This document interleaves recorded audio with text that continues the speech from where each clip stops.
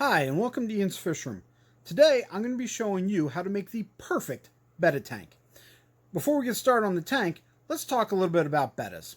So, some of the things that we need to keep in mind as we're making and getting ready for our betta is that how much space does our betta actually need? So, a lot of times you'll go to the store and you'll see, and they're in these tiny little cups.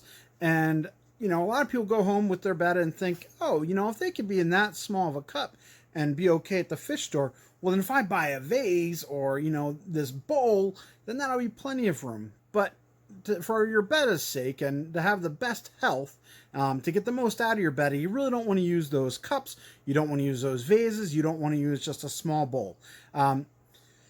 So there's a lot of debate over how big of a tank you need for a betta. The smallest that you typically will see from fish keepers is 2.5, and I think that very experienced fish keepers can do it in 2.5. For me, that's too small. I'm not comfortable with 2.5.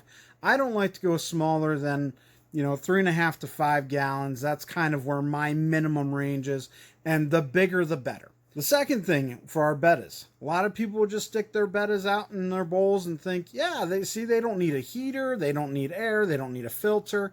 And although bettas have the ability to survive in some more difficult environments for a certain amount of time, I guarantee you that if you do not put a heater in your betta tank and you get anywhere, in the 60s in your house, your betta is not going to thrive. And really, we want our bettas to thrive. So you're going to need a heater for your betta tank. As far as filtration goes, again, you want a filter for your tank. These things are going to help your betta just do so much better. They're going to be healthier in the long run, and you're going to be happier as a betta keeper. So for our tank, we're actually going to be using a 10-gallon tank. And I'm looking forward. I think what you guys will see, you will love. And I think this will be a great idea for you and for your betta. So the first step for our betta tank, and I didn't film it here, but you can see I've got it all black on the background. And to me, the best way to make your fish really pop is with a black background. So what I did with this one here is I actually plasti dipped it. It's a paint that's a plastic that peels off really easily if you ever want to change it. But it just really works nicely. And really makes those fish pop. So that would be my first step in your 10-gallon fish tank. The next thing I'm going to do is actually filtration. Now, what I'm going to do with filtration is something that probably a lot of people are going to be like, no! But I'm going to explain why I think this is the best option for this tank. So a couple things with filtration for your betta. Bettas don't necessarily like a lot of water flow. You think about some of those bettas, and they have these large, beautiful tails. And if you have a lot of water flow in your tank, that means that they're going to get pushed around a lot. So I'm not going to do those traditional hang-on back water filters for your fish tank. I don't think that that's a good way to go. What I want is a tank that is going to have a slow water movement that's going to be consistent for them, that the bettas aren't going to get blown around in.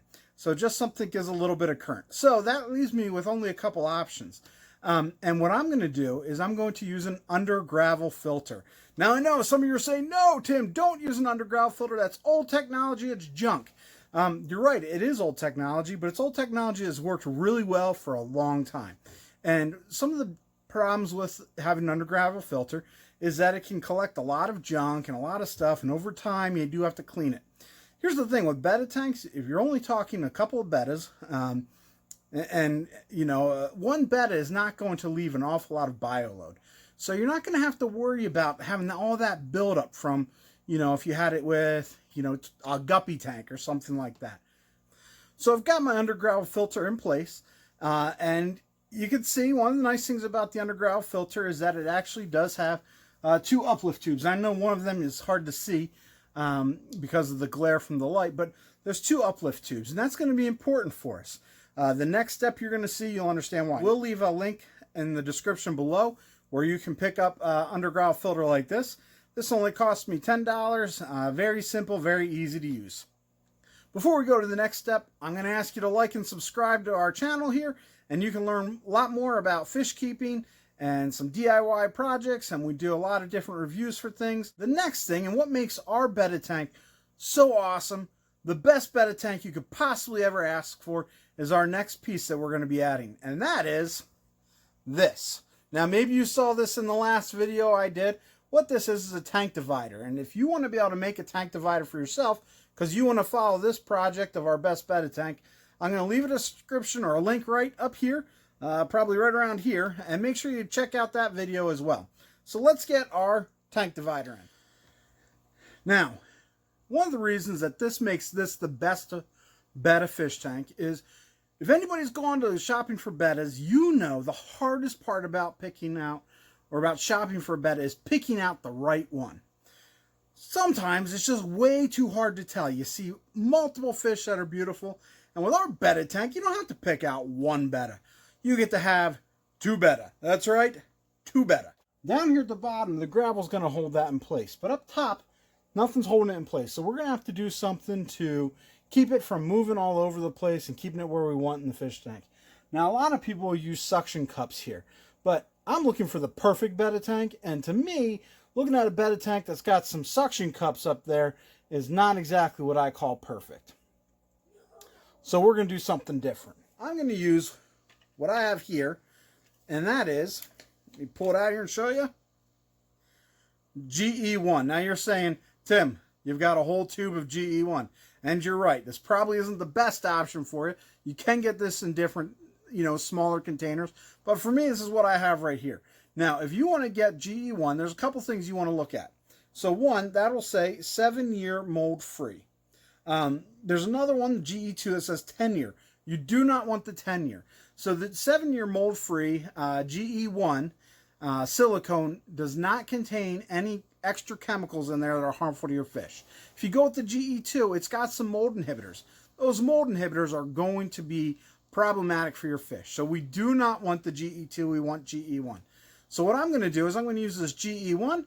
I'm going to put it up here, make sure this is all straightened out perfect, get it in there and get that set up in place for us. Got our divider in, and we've got it centered. You can see down here at the bottom, it's centered and being held in place by the gravel.